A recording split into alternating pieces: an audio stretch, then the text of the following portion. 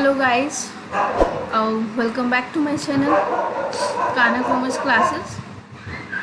And in the earlier video we all studied about the basic concept like what is company and the features or characteristics of company, right? And today's video we will discuss about kinds of a company. Kinds of a company, firstly, joins to a company. There are three types of kinds of a company: unlimited company, company limited by guarantee and company limited by share. ठीक है. अब company limited unlimited, अब जैसे ये जो होती है company limited by shares, it has further three types: private company, public company and one person company. So let discuss about this. Unlimited company. What is unlimited? Unlimited means जिसकी liability, ये देखो यहाँ पर ये डिफाइन कर रखा है ना. Unlimited company is a company where there is no limit on the liability of the company. It means that जिसमें आपकी अगर कंपनी को कोई भी लॉस हो जाता है, कंपनी को इनकेस कोई भी लॉस होता है, तो कंपनी जो वहाँ पर शेयर होल्डर हैं या जो ओनर ऑफ द कंपनी है, उनको चाहे आप कहीं से भी लाओ, चाहे आप पर्सनल प्रॉपर्टी को सेल करो, जो भी करो, जो ये लॉस कवर अप करो, दैट्स इट. इट मीन्स जैसे भी लॉस होता है तो आप अपनी पर्सनल प्रॉपर्टी से या जहाँ से भी अपने डेट को या अपना जो भी लॉस है उसको कवर अप आपको करना पड़ेगा. मतलब लाइबिलिटी जो होती है वो क्या होती है?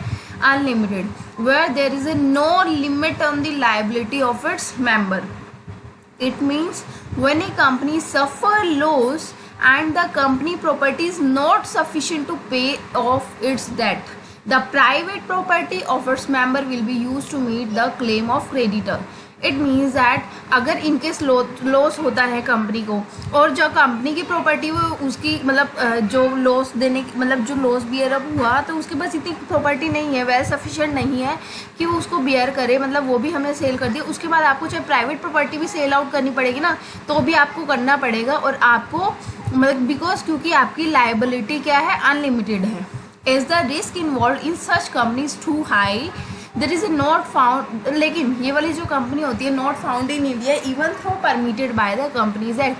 कंपनीज एक्ट में परमिटेड है बट ये अपने इंडिया में नहीं मिलती, क्योंकि कोई भी पर्सन इतना लॉस नहीं बियर कर सकता कि भाई ठीक है आप हमारे जितने शेयर्स हैं, हमारी जितनी हम गारंटी दे रहे हैं हम उतना तो बियर कर दें, लेकिन हम पर्सनल प्रॉपर्टी पर भी अपना कैसे हम मतलब पर्सनल प्रॉपर्टी को रिस्क में डालेंगे, है ना.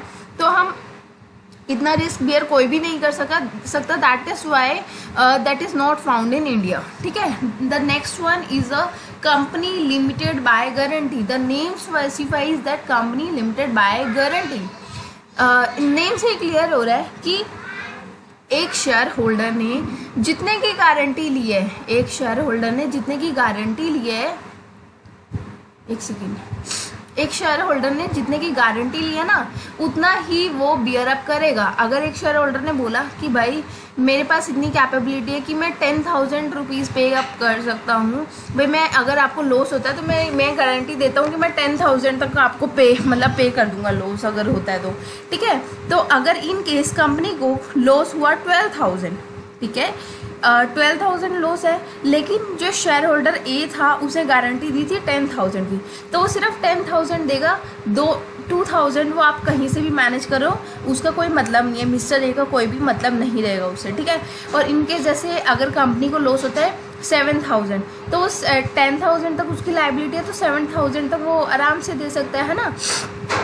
तो जितनी एक पर्सन ने गारंटी दी है सिर्फ वो उतना ही पे करेगा इन case of loss. In case such a company, the liability of the member is limited to the extent of the guarantee given by them in the event of winding up of the company.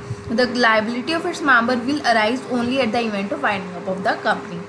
अब क्या होता है, जब ये वाली जो होती है ना कंपनी लिमिटेड बाय गारंटी, तो उन्होंने गारंटी दी 10,000 शेयर की. ठीक है.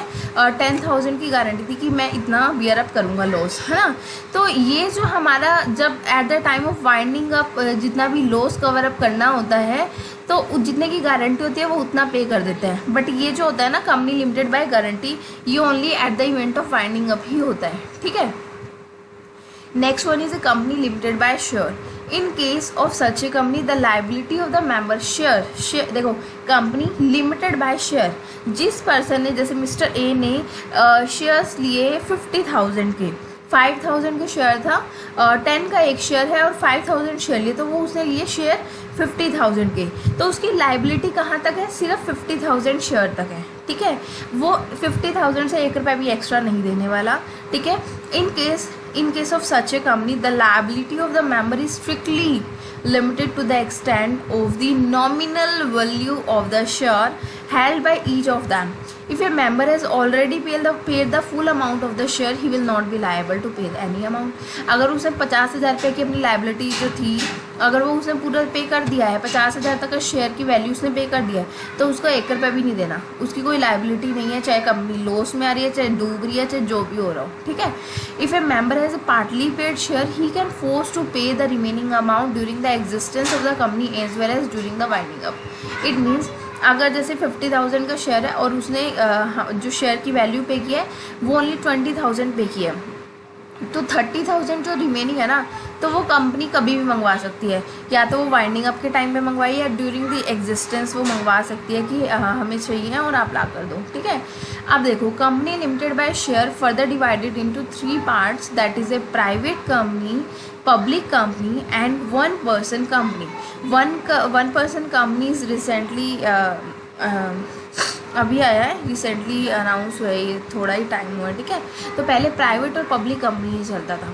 तो प्राइवेट और पब्लिक कंपनी मेनली क्या डिफरेंस होता है इसमें, देखो प्राइवेट कंपनी में नंबर ऑफ मेंबर्स कितने होते हैं, minimum members is 2 and maximum is 200, ठीक है।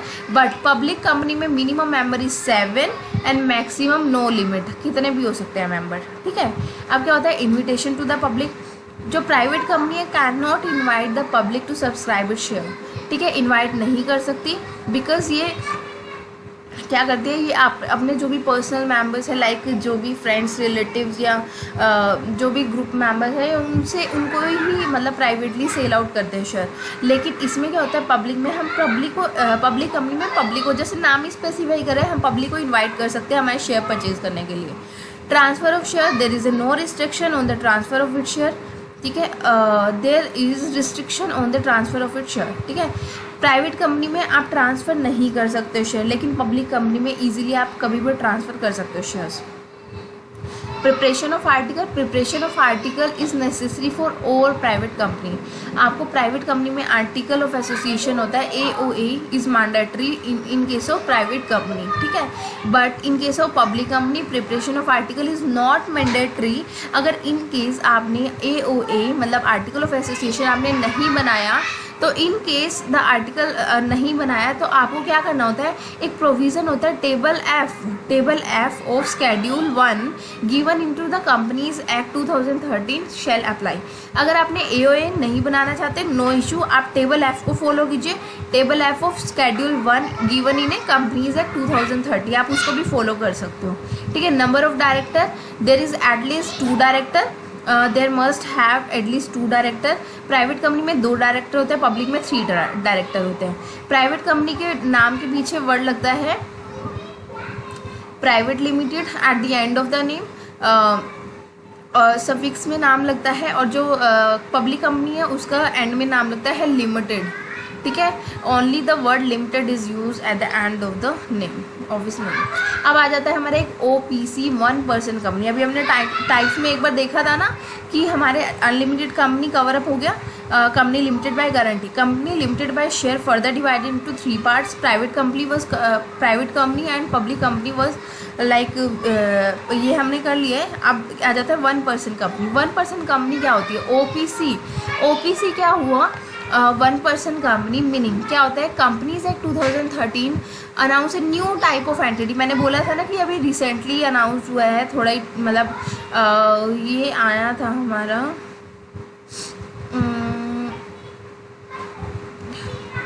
ये कब आया था, ये मैं अभी चेक करके बताती हूँ, ठीक है। OPC, ठीक है। तो क्या है यहाँ पर 1 पर्सन कंपनी, नाम से स्पेसिफाई हो रहा है 1 पर्सन कंपनी सिर्फ 1 पर्सन की कंपनी होती है। न्यू टाइप ऑफ एंटिटी होते हैं to the existing list forming a public और private limited company. The act enable the formation of new entity one person company, जिसको बोला जाता है OPC.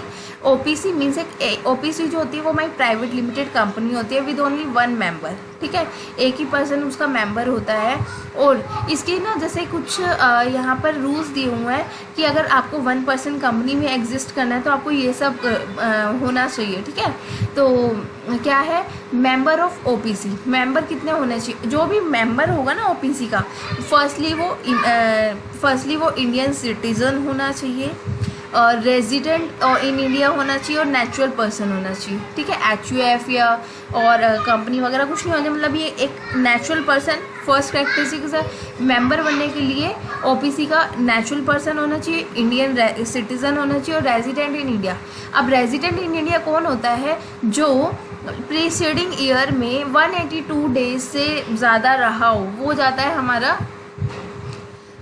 Resident in India. It means resident in India इन्होंने नीचे define भी कर रखा है। Resident on India in India means a person who has stay in India for a period of not less than 182 days immediately presiding one calendar year.